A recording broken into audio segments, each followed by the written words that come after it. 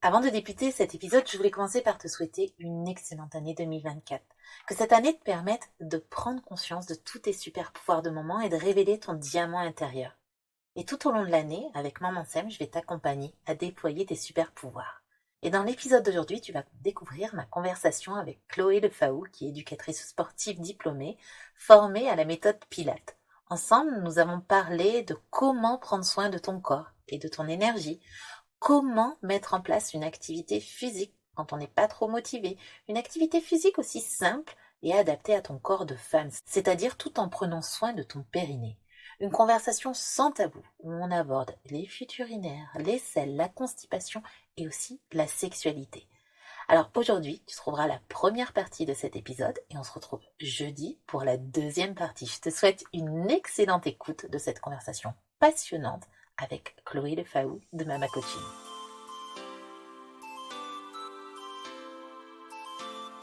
Bienvenue dans Maman Sème, le podcast qui cultive le bonheur familial. Je suis Laetitia Hervy, semeuse de bonheur familial et une maman comme toi. Ici, nous allons explorer des moyens de s'épanouir dans notre rôle de mère et de femme, tout en éduquant nos enfants sans s'épuiser ni s'énerver. Seule ou avec mes invités expertes, nous aborderons ensemble une multitude de sujets, de la parentalité à la gestion de la charge mentale, de l'épanouissement à l'organisation, en passant par le développement personnel. Si tu recherches des astuces pour une parentalité heureuse, tu es au bon endroit. Alors, chère maman semeuse, installe-toi confortablement et prépare-toi à t'aimer pour semer. Dans l'épisode d'aujourd'hui, je suis heureuse de recevoir Chloé Lefaou, maman de 3 enfants de 8, 5 et 16 mois. Chloé est celle qui m'a fait transpirer pendant plusieurs mois tous les lundis matins jusqu'à me lancer le défi de me faire courir. Et elle a réussi. Et grâce à elle, je me suis remise au sport quasi quotidiennement et surtout avec plaisir. Chloé est en effet éducatrice sportive diplômée, formée à la méthode Pilates et elle a créé Mama Coaching à Aix-en-Provence. Elle propose des cours adaptés pour toutes les femmes et plus particulièrement les mamans ou futures mamans. Sa mission est d'aider les femmes à garder une activité sportive alors qu'elles sont bien prises avec le boulot, la maison, les enfants. Un sacré challenge. Alors bienvenue Chloé dans Maman Sème pour cette conversation parfaite en ce début d'année et les bonnes intentions parce que je pense que vous êtes nombreuses à vous dire, allez, cette année, c'est décidé, je me remets au sport. Bonjour Chloé, bienvenue dans Maman Sème. Bonjour Laetitia. Pour commencer, avant que tu nous donnes des astuces pour tenir nos bonnes résolutions, j'aimerais en savoir plus sur toi et pourquoi tu t'es spécialisée dans l'accompagnement sportif et plus spécialement pour les femmes et les mamans. Dans l'accompagnement sportif tout court, c'est venu par hasard. À la base, j'étais au Conservatoire d'art dramatique. Donc, Mhm. complètement différent. Rien à voir. Ouais, rien à voir. Quoique, on est quand même toujours en démonstration. Tu vois, on a toujours ce C'est vrai. placement sur son estrade, entre guillemets. Mais j'avais surtout en idée de faire du coaching pour les théâtreux. C'est-à-dire que ce soit un coaching à la fois sur la mise en scène et sur le sport, parce que leur outil de travail, c'est leur corps. Et qu'on ne s'en rend pas souvent compte, mais passer 1 heure et demie, 2 heures sur scène, Mhm. c'est un vrai marathon. Donc, c'est des gens qui ont besoin voilà, d'avoir un corps entretenu, sauf Mhm. certains. Mais sinon, généralement, il faut quand même avoir un petit peu d'entretien du corps. Donc, à la base, c'était là-dessus. Et puis, en me formant, en découvrant ce qu'était vraiment ce métier d'éducatrice sportive, et ben, ça m'a passionnée. Et je me suis dit que finalement, j'avais bien envie de faire quelque chose avec ça. Le monde, Ouais.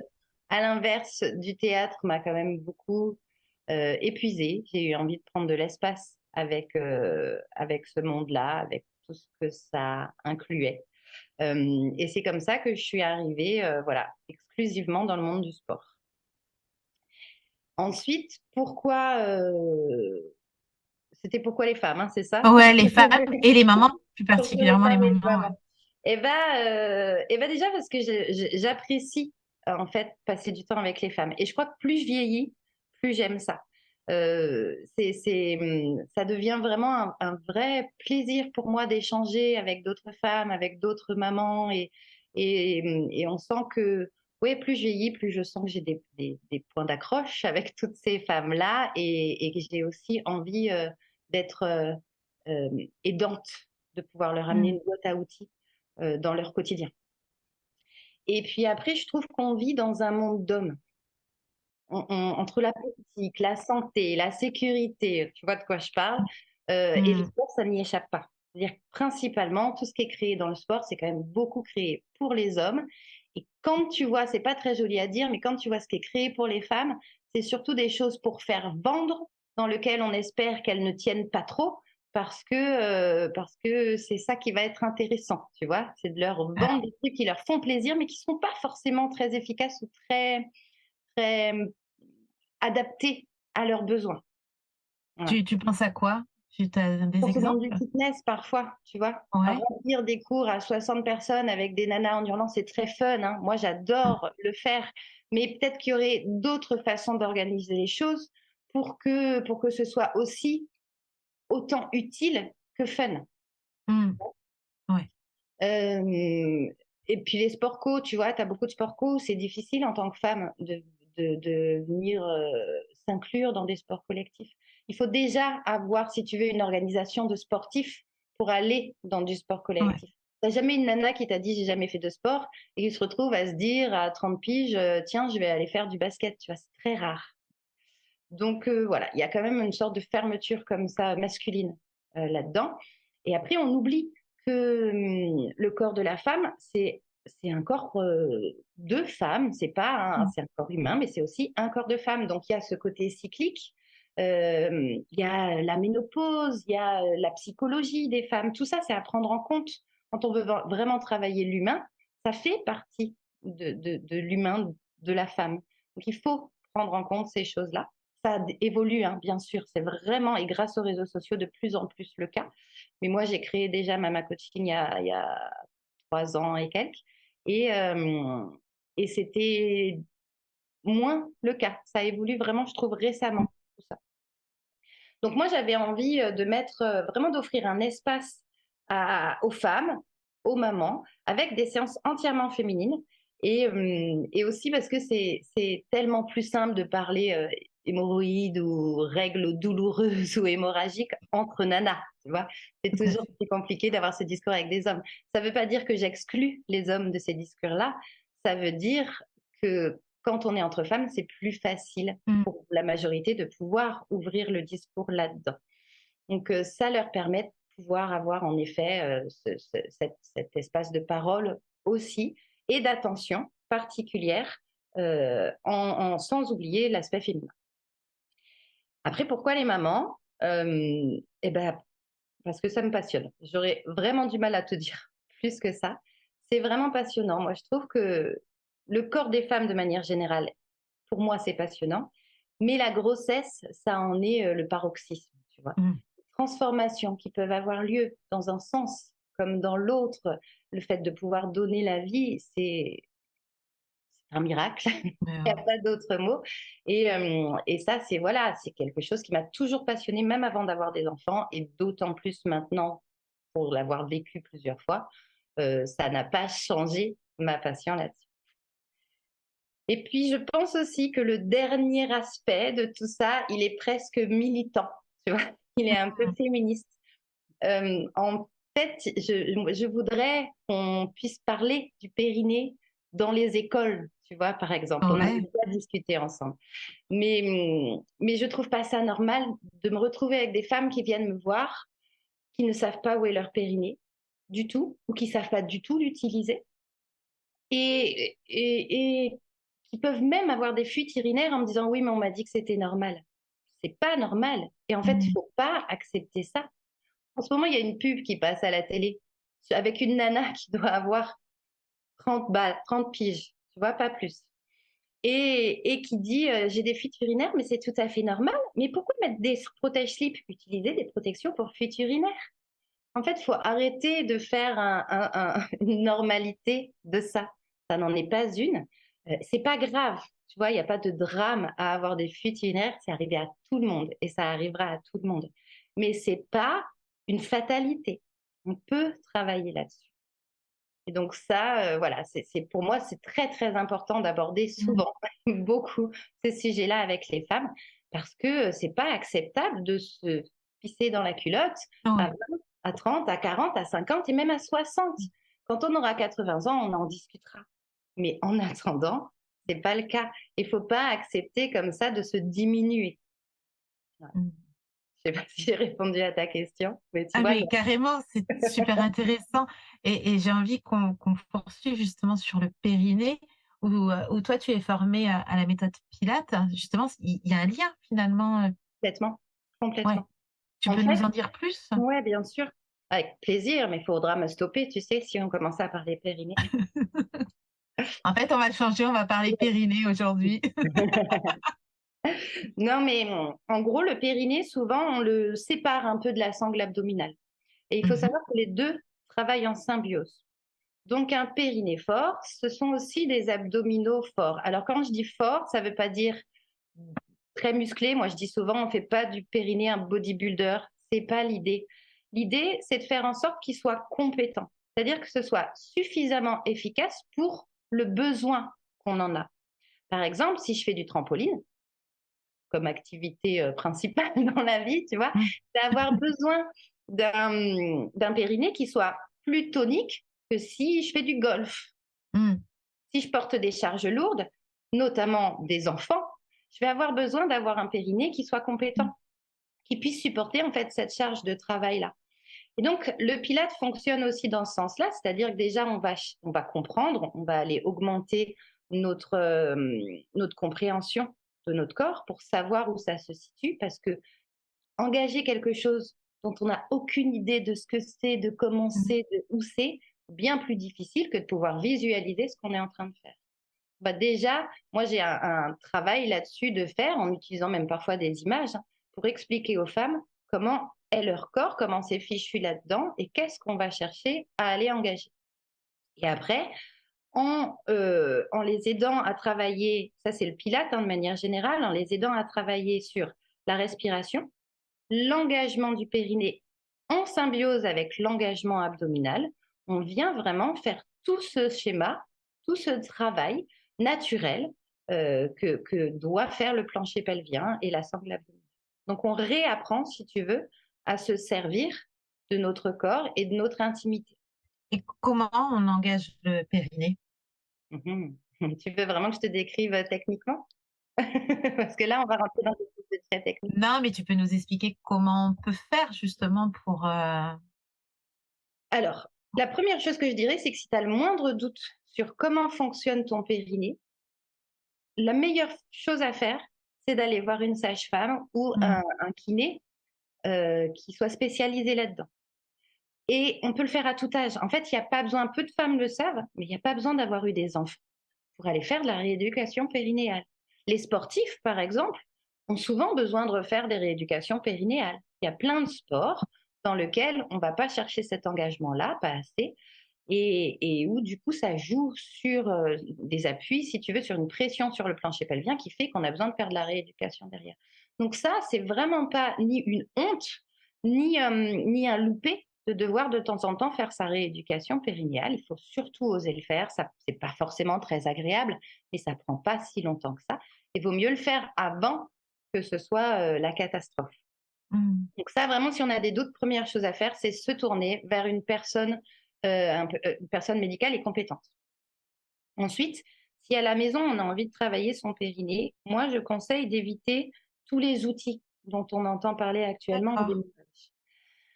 En fait, ces outils sont très intéressants si on sait déjà faire fonctionner son Mmh, périnée et si on sait déjà quel type de travail il faut faire sur le périnée. Mais imaginons un périnée qui soit trop actif, qu'on ne sache pas détendre. Travailler en plus avec des sondes, c'est peut-être pas la meilleure idée. Parce que mmh, oui, la sonde va nous dire qu'on sait serrer, forcément on sait serrer très très fort. Au niveau du relâchement, ça va peut-être être plus compliqué. Donc il n'y aura jamais mieux qu'une personne qui soit vraiment compétente pour pouvoir t'aider là-dedans et aller vérifier ce qui se passe. mmh. Dans mon avis personnel, et je sais que certains kinés vont râler s'ils m'entendent dire ça, mais de mon avis personnel, je trouve que c'est intéressant d'avoir une personne qui aille au doigt vérifier, avec la main vérifier ce qui se passe vraiment en interne, parce que le toucher humain sera toujours plus efficace qu'une sonde. Mmh. Alors après, on peut travailler avec la sonde, mais au démarrage. Et après, à la maison, pour soi, si on veut travailler son périnée, la première des choses à faire, c'est de respirer. Le périnée D'accord. travaille avec les muscles respiratoires. Donc déjà, si on est tout le temps en apnée, il y a quand même pas mal de chances pour qu'on pousse Mmh. son périnée. Si on D'accord. voit aussi qu'on est tout le temps dans un état de stress, alors l'état de stress, c'est un état naturel qui nous permet la survie. Mais si on voit qu'on respire toujours avec une respiration très haute dans la Mmh. cage thoracique et qu'on utilise assez peu son ventre, donc assez peu la respiration abdominale, qui est celle du sommeil ou celle des bébés, se donner des repères, on peut aussi se dire que le périnée, il est peut-être pas dans son efficacité la plus efficiente. Et donc dans ces cas-là, on va aller chercher en effet à baisser ce niveau de tonus, de tension, et à venir prendre le temps de respirer. C'est tout bête, mais ça sera la première chose. Et ensuite, ce qui est difficile sur le périnée de visualiser, c'est qu'il y a une première partie qui est celle qui est des muscles les plus superficiels du périnée, tu vois, les muscles les plus bas, vers, Mmh. en gros, comment te dire, vers difficile, hein, sans montrer là à l'oral. Vers Mais l'anus? oui, alors tu as tout l'anus, tu as tout le bas de la vulve, si tu veux. Ouais. C'est vraiment ceux qui sont pour expliquer aux gens, quand tu t'assois au sol, c'est ce qui va être au sol. Tu vois, D'accord. les plus superficiels, ils vont s'attacher au pubis, au coccyx et au niveau des ischions. Donc en effet, ça comprend l'anus et la vulve. Ça va former comme un petit losange. Et ce losange-là, au démarrage, ce qui va compter, c'est de le visualiser. C'est-à-dire qu'on ne va pas forcément chercher un engagement musculaire très important, mais on va chercher à rapprocher ces 4 points comme si on voulait resserrer son bassin. D'accord. On est Ensuite, tout en train de le faire là en même temps, ouais, hein. c'est ça. Bien, bien. Si je peux avoir fait ça dans ma journée, c'est et ensuite, on va venir, après avoir contracté cet engagement du périnée, on va imaginer qu'on veut, alors il y a plein d'images, mais qu'on veut soulever sa vessie, soulever ses organes vitaux. On peut parler des portes de l'ascenseur, on peut Mmh. parler de l'aspiration avec la paille, il y en a qui utilisent des fleurs, il y en a qui utilisent des ponts-levis, il y a plein d'images pour cette sensation-là. En tout cas, l'idée, c'est de sentir qu'on n'a pas la pesée de nos organes vitaux dans notre bassin. On va venir musculairement soulever tout ça. Et ça s'engage avec notre transverse. Le transverse, c'est le muscle le plus profond des abdominaux et c'est celui qui va faire le ventre plat. C'est celui Intéressant. quand tu voilà, quand tu es dans une petite robe au restaurant et que tu as trop mangé et que tu veux aller aux toilettes sans faire, tu vois, sans qu'on te demande si tu es enceinte ou qu'on te félicite, c'est celui que tu vas activer. Sachant que c'est normal d'avoir du bide après manger. Mmh. Mais en tout cas, si tu as envie socialement d'avoir l'air avec un ventre plat, c'est celui-là que tu vas engager. Et c'est celui-là qui s'engage, qui travaille en symbiose avec le périnée. Donc, dans l'ordre, si on reprend, ça fait le losange qui vient s'engager, le périnée qui vient soulever les organes vitaux et le nombril qui vient se creuser. Et Mmh. là, si tu arrives à faire tout ça, à le faire dans le souffle, c'est-à-dire en expirant, on est déjà pas mal. La deuxième étape, ça sera de savoir le relâcher à l'inspiration. Parce que des fois, on sait serrer et on ne sait pas relâcher. Mmh. Voilà. Oui. Tu parlais de ventre plat, mais c'est le périnée, c'est pas utile que pour ça. Enfin, c'est même, c'est Pas du tout. surtout, voilà, pour les fuites urinaires et également des centres d'organes, toutes des choses, Ouais, exactement. Ça va permettre vraiment de maintenir les organes vitaux à leur place. Ça va permettre, du coup, hein, par le fait de maintenir la vessie, ça va permettre d'éviter les fuites urinaires. Mais ça va aussi permettre d'améliorer sa sexualité, par exemple. mmh, Le périnée, les terminaisons nerveuses du clitoris sont au niveau du périnée. En fait, quand tu as un périnée qui est plus tonique, plus efficace, on va avoir des orgasmes, par exemple, qui seront plus importants. On va pouvoir aussi être plus serré à la pénétration. Alors, j'aime mmh, pas ce terme, le but n'est pas d'être serré, mais c'est plus de pouvoir aller vraiment contenir, si tu veux, mmh, voilà, la pénétration. Donc ça, c'est intéressant et on sait en plus, ça c'est tout bénef, que pratiquer un acte sexuel, alors avec pénétration, ça fait un travail de rééducation périnéale. Donc vous pouvez vous amuser petit jeu, voilà, petit tips de la semaine, à contracter votre périnée pendant la pénétration. Mmh, Gardez l'aspect plaisir, faut bien pas faire sûr. que ça. «Ah, je fais mon Mais sport chérie!» voilà, c'est ça. Mais on peut le travailler et si à la pénétration, on parle du sexe d'un homme, ça sera tout bénef pour votre conjoint également. Mmh. Ouais, donc il y a vraiment une utilité, de travailler le périnée et en plus, on peut flinguer le périnée en faisant du sport. Par exemple, si on fait les abdos, si on les fait pas bien, ça va venir pousser le périnée au lieu de Ouais, il y a eu tout un à une époque, on parlait beaucoup des crunchs, du danger des crunchs. Les crunchs, mmh, c'est les abdos où on va s'allonger sur le dos, soulever le ouais, buste. OK? Les dangers du crunch. Alors, oui et non. C'est-à-dire que oui, les crunchs, c'est dangereux. Si on les fait mal, si on fait mmh, une mauvaise soulevée de buste, c'est dangereux. Si on est capable d'engager son périnée, d'aller chercher l'engagement du transverse et de pas réduire l'espace, en fait, entre justement ton pubis et ton nombril, on peut faire des soulevées de buste. Ce qui va être problématique, c'est quand on crée de la poussée sur le plancher pelvien. C'est mmh, un peu ce qui fait que pendant la grossesse, forcément en fin de grossesse, même quand on accouche en césarienne, c'est important de faire de la rééducation périnéale derrière. Parce qu'il y a eu une pesée d'un enfant sur le plancher pelvien pendant maximum 9 mois. Et c'est vrai qu'il y a beaucoup de femmes, tu vois, tu me fais rebondir là-dessus, beaucoup de femmes, moi, qui arrivent en me disant, ben non, j'ai pas besoin de faire la rééducation périnéale, j'ai une césarienne. Alors, c'est vrai que quand il n'y a pas de passage par voie basse, qu'il y a un accouchement par voie haute de l'enfant, il y a moins d'impact sur le périnée. Ça ne veut pas dire qu'il n'y en a pas du tout. Et ça ne veut pas dire que avant d'accoucher, tu savais utiliser ton périnée non plus. mmh, Donc, ouais, si ça peut être l'occasion de faire un peu de rééducation, faut le faire.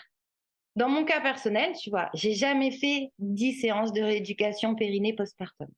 Parce que mon périnée, je sais l'engager, parce que mmh, je sais le travailler et parce que j'avoue, j'aime pas aller faire ma rééducation abdominale, ni périnéale, ni abdominale d'ailleurs. C'est pas un plaisir pour moi. mmh, Du coup, j'y vais au minimum. Mais je le fais quand même. Malgré que mon métier, ce soit de travailler sur le périnée, j'y vais parce que déjà, parce que quand on se regarde soi-même, on a toujours tendance à pas être complètement objectif. Et puis parce que c'est important de le faire pour remettre les choses en place, pour réorganiser le corps après un accouchement. Donc ça, moi, je conseille à toutes les mamans de passer par la rééducation périnéale. Peut-être que ce sera que 2, que 3 séances.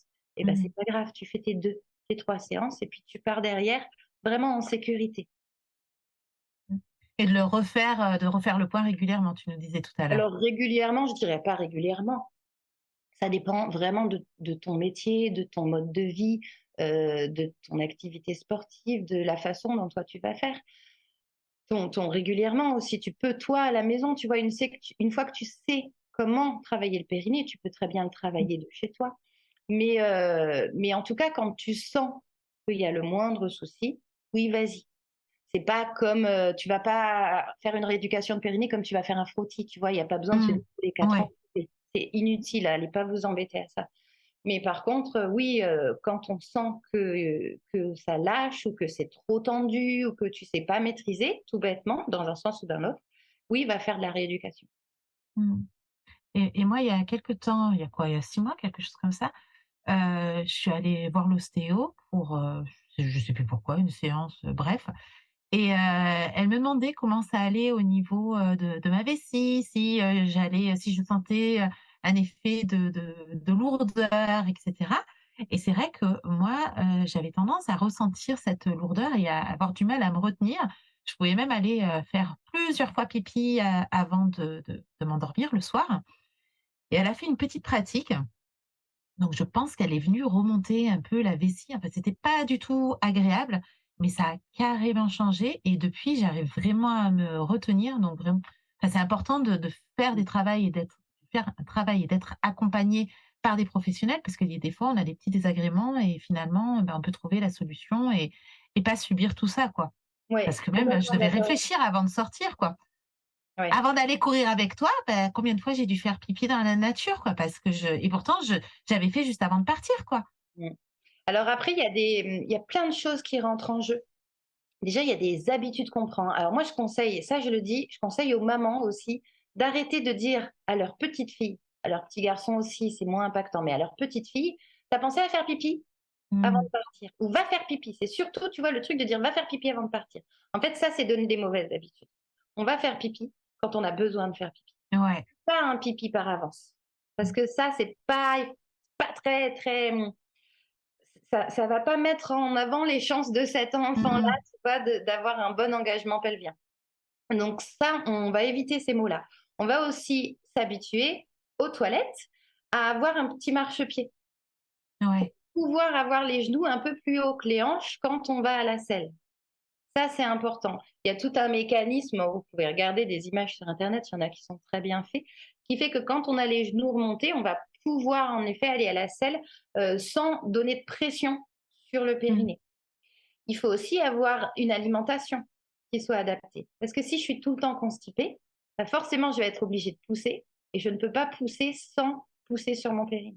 Donc, les personnes qui sont constamment constipées, forcément, elles vont avoir un périnée qui va être plus en difficulté. Je pensais à autre chose, mais j'ai un truc. Je ne sais plus.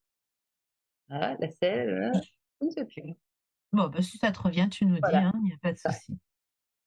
Donc au niveau du sport, c'est important, bah, parce qu'on va engager le périnée, donc ça va faire du bien au corps de la femme et qu'est-ce qui va faire du bien, en fait, de faire du sport pour une femme et particulièrement pour une maman?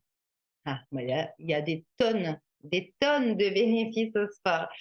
Déjà, il faut savoir que l'OMS nous recommande, alors attends, je vais te dire ça exactement, je dis ça tout de suite, parce que je ne me souviens plus de mes chiffres. Oui, c'est ça, c'est 2h30 d'activité modérée et 1h15 d'activité intense par semaine. D'accord. On n'a pas conscience, hein, mais c'est tout Eh ça. ouais. Activité modérée, c'est quoi exactement? C'est quand tu vas faire, alors ça peut être dans ton quotidien comme au sport. C'est Ouais, comme tu vas, par exemple, toi, tu vas courir et tu peux parler pendant que tu cours, tu vois? bien sûr. Et ben là, tu es en Ouais, activité modérée. d'accord, Si j'y tu suis peux pas plus encore parler, alors. si tu peux plus parler, c'est que tu es en activité intense. OK, Alors, d'accord. faut pas s'imaginer que je dois faire, tu vois, 2h30 de sport par semaine. Il y a vraiment, encore une fois, tout le quotidien qui Mmh. rentre en compte. Je vais pas Est-ce que prendre la de voiture, je vais marche, marcher. tu vois, dans les enfants à l'école, est-ce que c'est considéré comme une activité? Ça compte, c'est modéré, Ouais, ça compte. À toi, peut-être, d'aller avec un pas un petit peu plus poussé, tu vois? ouais, Faut pas venir marcher au ralenti, mais booster un peu le truc, de mettre ouais. les bras avec et d'engager ton corps, tu vois? Va Mmh. chercher là-dedans. Évidemment, l'activité modérée, elle est pas la même pour une personne, je sais pas, de 70 ans en surpoids avec des pathologies, qu'une personne de 30 ans en pleine forme et sportive. D'accord? L'intensité sera pas la même. Tu Mmh comprends? mh. Ouais. Donc ça, voilà, c'est l'activité modérée ou intense, elle est en collation en corrélation avec la personne en elle-même. Mais donc dans tous les cas, hommes et femmes, il faut bouger.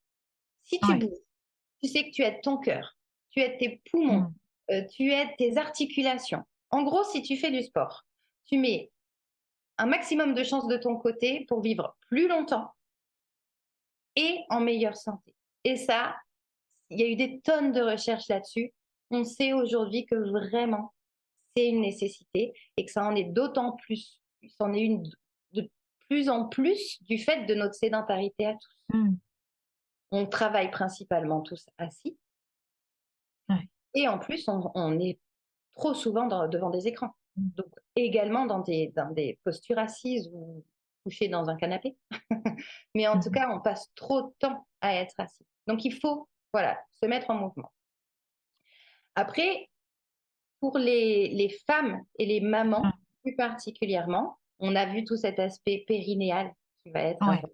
Savoir engager ses abdominaux, son périnée. Le sport, en tout cas certains sports. Je dirais même tous les sports avec des profs bien formés à ça. C'est rare, mais il y en a. Mmh. Ça va t'aider à ça. Mais au-delà de ça, je dirais que majoritairement, les mamans, elles ont quand même tendance, les femmes, particulièrement les mamans, elles ont tendance à être plutôt dans le don d'elles-mêmes aux autres. Ouais. Passer beaucoup de temps à penser pour les autres, à faire pour les autres, à trimballer leurs enfants au sport, voilà, à avoir une charge mentale Mmh qui mh. soit très très importante, mais elles oublient souvent que pour pouvoir donner, il faut d'abord remplir.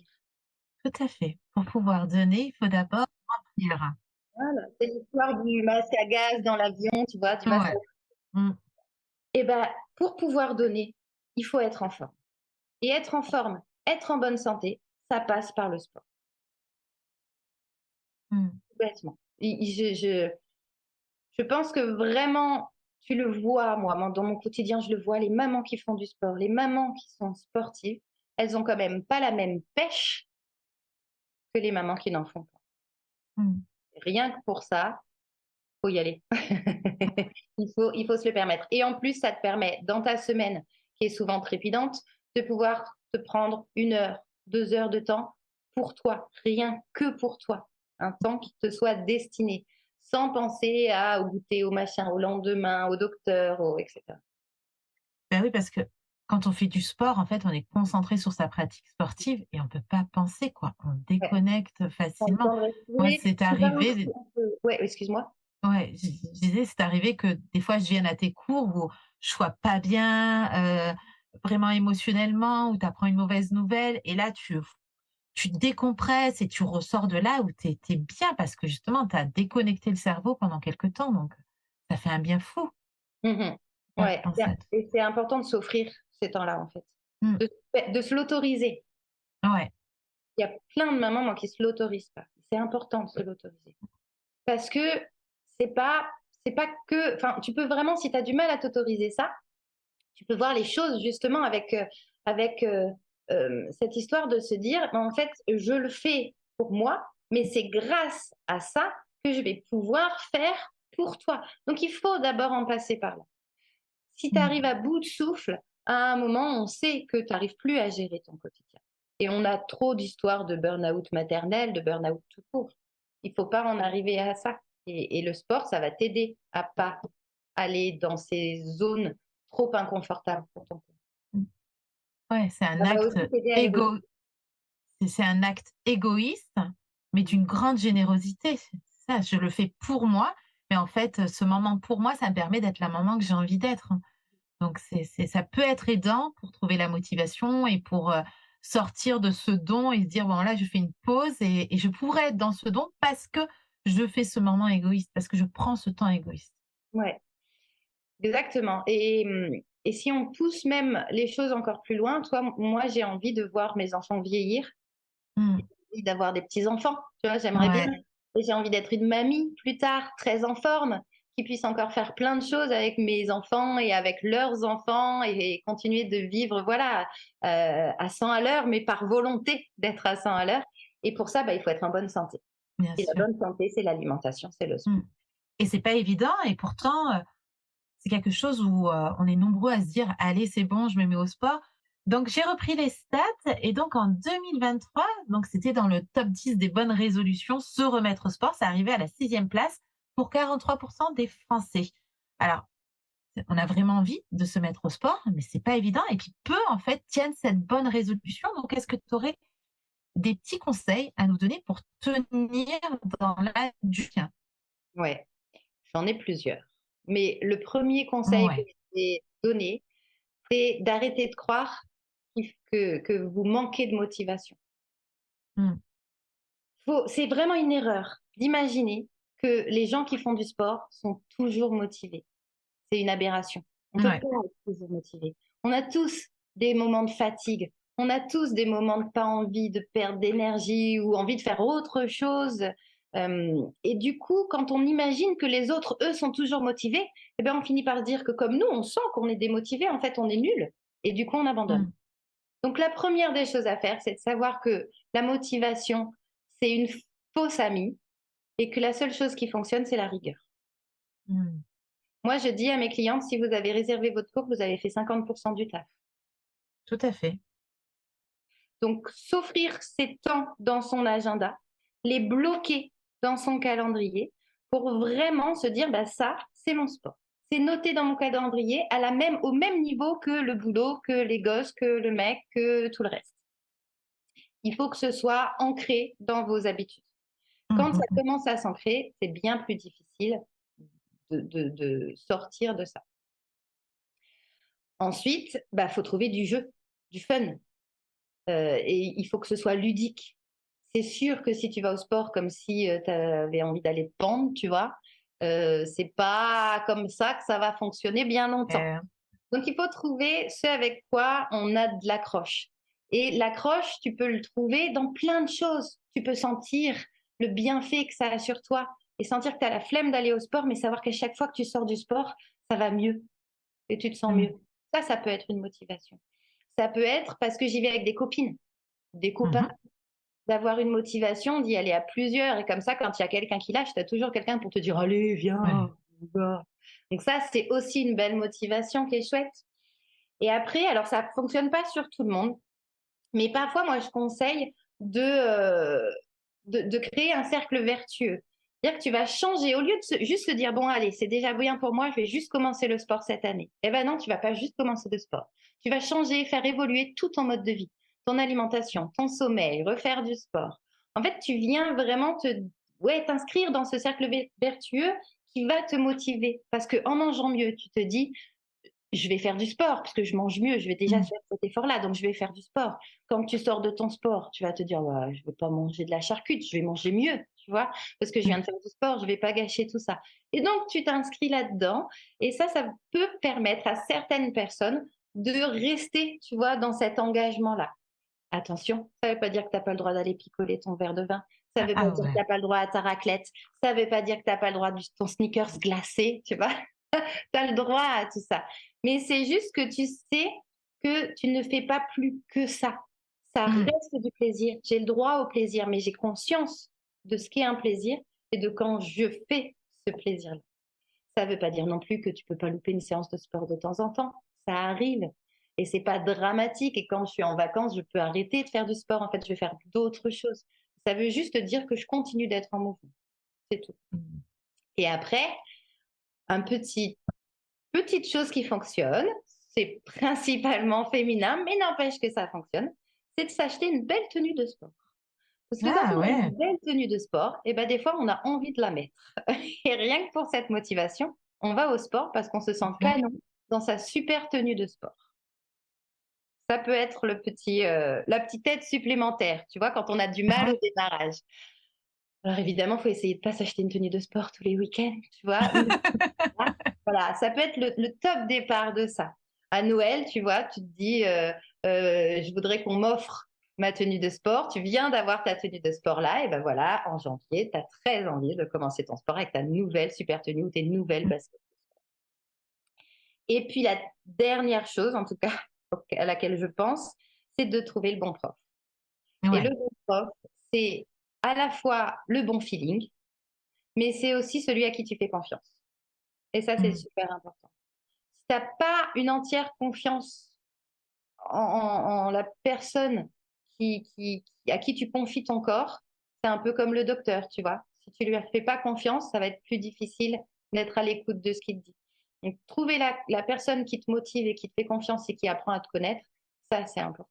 On a de quoi faire là. Ouais, c'est des bonnes astuces pour se motiver et je suis entièrement d'accord avec toi que oui, c'est une discipline. Moi, je fais du sport pratiquement tous les matins, mais je me réveille pas le matin en me disant: «Oh ouais, génial, je vais faire ma séance de sport». Non, en fait, encore plus là avec le froid, c'est Oui. terrible, quoi. Parce que moi, je fais ça pratiquement au saut du lit. Non, j'ai pas envie et c'est pour ça que je dis pratiquement tous les matins parce qu'en ce moment, il y a des jours où c'est compliqué, mais je sais pourquoi je le fais. Moi, je sais que quand je ne fais pas de sport, en fait, je sens le stress à l'intérieur de moi, donc je ne peux pas être la personne que j'ai envie d'être, la femme que j'ai envie d'être, l'entrepreneuse que j'ai envie d'être, la maman que j'ai envie d'être. Donc pour moi, c'est vraiment une hygiène de vie qui est essentielle et qui contribue à mon bien-être. Donc bah, ouais, tous les jours, quand je déroule mon tapis, je me reconnecte à ça pour me motiver, mais non, c'est pas simple. Mais après, ouais, je suis tellement bien et tellement détendue, ouais, j'ai bien commencé la journée et c'est top, quoi. Mais c'est pas évident, quoi. Donc il faut arrêter de croire que alors je pense, hein, qu'il y a des personnes qui sont ultra motivées, qui sont très strictes. Tu disais, voilà, sur l'hygiène de vie et cetera et c'est ça que j'aime chez toi, c'est que, ouais, cool, quoi. On fait du sport pour se faire plaisir et puis on s'autorise un petit verre de vin blanc de temps en temps et une bonne raclette. Mais oui, c'est ça, quoi. C'est aussi la récompense, quoi. Mais au-delà de ça, c'est même encore plus que on fait du sport pour se faire plaisir, c'est on fait ce qu'on veut. Si tu Mmh. as envie de faire du sport parce que tu as envie d'être tanké comme un bodybuilder, mais en fait, tu as le droit parce que Mmh. c'est ton corps et tu en fais bien ce que tu veux. Si Ouais, tu as envie d'avoir une rigueur, d'être draconien dans ta façon de t'alimenter, de faire du sport ton quotidien, en fait, ça regarde que toi. ouais.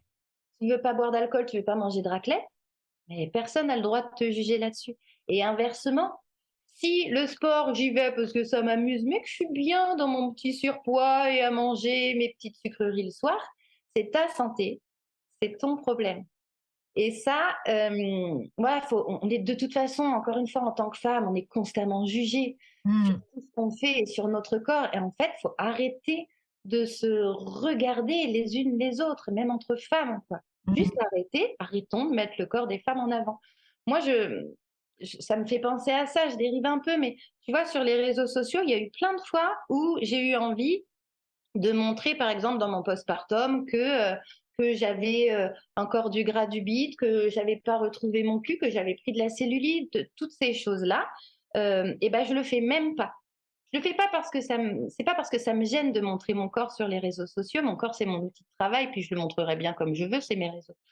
Mais c'est pas le problème de ça, c'est qu'en fait, je veux juste dire, mais en fait, je veux pas montrer de corps tout court, en fait. En fait, je veux même pas vous montrer que la cellulite c'est normal ou que le gras c'est normal ou que parce que de toute façon déjà je fais pas 120 kilos et que je fais plutôt partie des chanceuses, donc je trouve que ça serait une aberration de montrer mon Mmh. corps à moi. Et au-delà de ça, que je fasse 120 kilos ou que j'en fasse 50, en fait c'est mon corps. Il est bien tel qu'il est et il me tient Mmh. en vie et il m'a permis d'avoir 3 enfants et il me permet de les élever chaque jour, il me permet de me porter, il me permet d'être en forme, il me permet de rire, il me permet de faire l'amour, il me permet d'être vivante. Et en fait, c'est suffisant pour moi. Donc, juste, voilà, arrêter de soi-même se juger sur son corps, arrêter de juger les autres sur leur corps, sur leur mode de vie. Chacun fait ce qu'il veut, tout le monde se porte bien et tournez-vous un petit peu Mmh. plus vers vous-même, mais sur le fondement de tout ça, sur pourquoi je veux aller faire du sport, sur pourquoi je veux modifier mon corps. Ce qui ne veut pas dire qu'on n'a pas le droit d'essayer de le changer, hein, mais c'est parce que j'ai envie et parce que ça me regarde. Mais là, on est dans vraiment l'amour de soi et l'amour de son corps et c'est pas Ouais. évident. Mais le sport, ça apprend ça. Ouais, Le sport, ça c'est apprend ça. vrai, c'est vrai. Bien sûr, quand tu vois de quoi ton corps est capable, que ce soit en termes de performance ou les modifications que tu peux y apporter avec de l'effort, en fait, ça amène la confiance en soi et ça Mmh. amène le plaisir qu'on a de son corps. Ouais, Quand j'ai travaillé mes fessiers pour avoir un cul bombé, que finalement j'ai mon cul bombé, mais mon cul bombé, il m'appartient. Et même s'il ouais, a un peu de cellulite, pour en arriver à ce petit cul bombé, je suis vachement fière, tu vois, de tout le c'est travail que j'ai clair. fait. Donc c'est important d'être dans ce plaisir-là, de se Mmh. dire, bah ouais, mon corps, il a des petits défauts, mais à côté de ça, tu as vu mon cul. Ouais, C'est ça, tu vois? ouais, ouais, ça me parle beaucoup. Oui, c'est effectivement ce que je ressens au fur et à mesure de mon évolution sportive et mon corps qui change et oui, il est pas parfait. Oui, il y a la cellulite, un petit peu de ventre, voilà, les seins flasques, enfin, le corps d'une femme, quoi.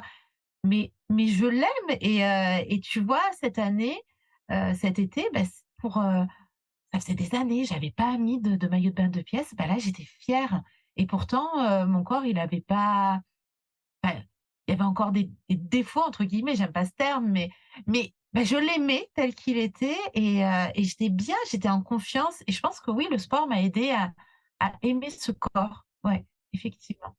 Et on a toutes dans nos vies, parce que c'est facile hein, de dire ça, aimer son corps et tout, oui, on l'entend, ce discours. C'est bien plus facile à dire qu'à faire. On a Mmh. toutes dans nos vies des périodes où c'est plus difficile que d'autres. Ouais. Moi, par exemple, là, tu vois, pour mon petit dernier, donc mon troisième qui a 16 mois, là, quand j'ai accouché de lui en août, et je suis partie en vacances en août, Mmh. en maillot de bain, Ouais. avec un corps pas jojo. Il faut savoir que moi, à chaque grossesse, je prends beaucoup de poids. Donc, j'étais pas dans ce que j'estimais, en tout cas pour moi, au mieux de ma forme. J'avais encore évidemment, et de manière normale, beaucoup de ventre. Troisième enfant, moi je fais des ventres très pointus, très en avant, donc beaucoup de peau, beaucoup de relâchement. Clairement, on ne voyait pas le haut de mon maillot de bain puisque mon ventre passait par-dessus l'élastique de mon maillot de bain, tu vois. Et ben je me suis un peu forcée au démarrage et un peu posée à me dire, mais en fait, c'est normal. Je viens Ouais. d'avoir un bébé. Qu'est-ce qu'on peut attendre de moi et qu'est-ce que j'attends de mon corps? C'était irréaliste d'imaginer que ça pouvait être autrement que comme ça l'était en ayant pris 24 kilos et en ayant accouché 3 semaines auparavant. Je ne pouvais pas me demander ça, m'infliger ça et demander ça à mon corps. Et au final, les regards sur moi quand j'étais à la piscine étaient d'une telle bienveillance Oui. parce qu'il y avait cette acceptation-là. Au final, je crois vraiment que quand on est soi-même dans l'acceptation, alors peut-être qu'on ne voit pas les regards négatifs et qu'on du coup on prend que les regards bienveillants, mais j'ai quand même l'impression qu'on a plus de regards bienveillants parce que les personnes en face nous voient en se disant, ben, elle est belle en fait. Elle est belle parce qu'elle Ouais. est souriante. Elle est souriante, elle Mmh. est bien dans sa vie. On sent qu'elle est bien dans son froc, dans son maillot de bain là, dans ce cas-là. Mais je pense que la première beauté des femmes, c'est leur sourire. Mmh. Ouais, puis c'est ce que tu dégageais aussi. C'est Mmh. ça. Cette forme d'assurance, Ouais, ça crée du charisme en fait, tu vois. mais bien sûr. Et voilà, nous sommes arrivés au terme de cette première partie sur l'épisode avec Chloé. J'espère que du coup, tu as bien pu prendre conscience de l'importance de ton périnée et donc du lien solide avec les abdominaux, donc avant de mettre en place toute activité physique et sportive. Je te rappelle ces petites astuces pour te motiver et passer à l'action. Noter tes créneaux de sport dans ton agenda, mettre du fun et te raccrocher à ce qui te fait du bien dans ta pratique sportive. Décider d'enclencher un cercle vertueux de bien-être, donc avec une bonne alimentation, t'endormir tôt, etc. Et aller entre copines pour avoir un petit moment fun, un moment sympa à partager ensemble, t'acheter une nouvelle tenue et surtout avoir un coach ou un cours en qui tu as confiance et où tu te sens bien. Dans la deuxième partie, jeudi, on va aborder le sport lié au bien-être et lié aussi au corps. Donc, est-ce que le sport permet de maigrir et comment faire pour perdre du poids? Chloé va aussi partager des exercices à mettre en place dans un quotidien chargé de moments. Comment faire pour justement prendre soin de soi au saut du lit ou au travail. Un épisode encore passionnant, pratico-pratique, où elle répond aux questions des moments de la tribu. Donc on se donne rendez-vous jeudi pour la suite de cet épisode. Et puis n'hésite pas à faire un petit tour sur le blog pour retrouver les notes de cet épisode. Et donc retrouver tous les conseils précieux de Chloé. Je te souhaite une excellente journée. Et à bientôt pour cultiver le bonheur familial. Merci d'avoir écouté cet épisode jusqu'à la fin. Et je t'invite à répandre ces belles graines à d'autres mamans autour de toi qui auraient besoin d'entendre ces paroles douces et bienveillantes pour s'aimer et semer. Si ce podcast t'a plu, tu peux le soutenir en t'abonnant et en laissant une note et un commentaire. Et si tu as envie d'aller plus loin, tu peux rejoindre la tribu Maman Sème, un abonnement pour passer de la maman dépassée, surmonnée, fatiguée à la maman heureuse et épanouie. Tu trouveras toutes les informations dans les notes de ce podcast. À très bientôt!